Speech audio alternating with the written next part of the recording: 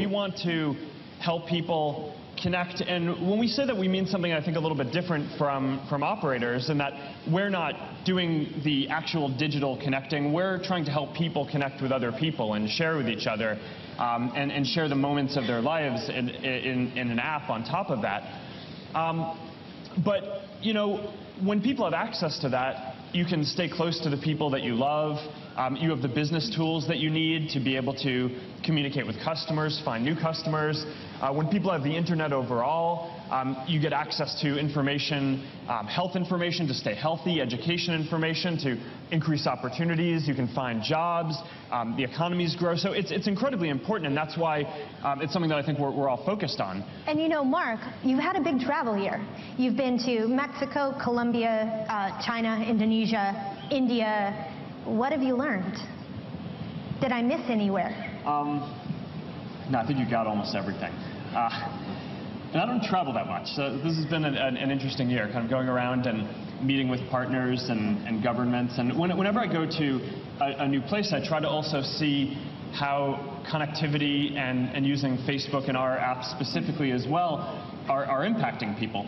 And the thing that's so striking to me is the lengths that people will go to in order to get connectivity. So I went to go visit Jakarta, and I guess over the weekend before, I was in the city Yogyakarta, and there's this village that they called a cyber village, because the citizens basically had all organized around lobbying their government to get connectivity to this one place that, and then a bunch of people moved there based on the fact that they wanted to be connected, and that was the primary thing that was determining where they chose to live.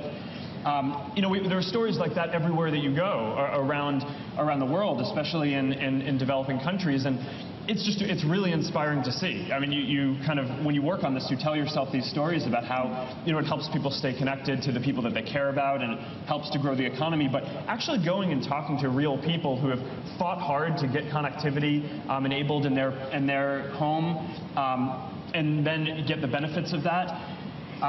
So you went to Jakarta. You went to the cyber-connected village in Jakarta. Yeah, the cyber village. I mean, now there are a bunch of them there. Right, but the sort of innovation around first pulling that together, did it surprise you?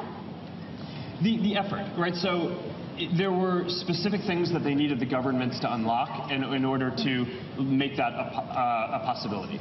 Right. But it's interesting, and it's different things everywhere that you go. So I mean, in India, you know, it's interesting to see how Prime Minister Modi used the internet as a primary campaigning tool to connect with people. Right. I visited a village that had just gotten connected, and basically it was really interesting to see how the students there who are growing up with the internet now were using it to learn, and basically there were all these adults who came to the village center where there was connectivity, were asking all the kids how to do stuff and to look stuff up, because the kids understood how to use the internet to learn, and it was something that the older generation didn't have.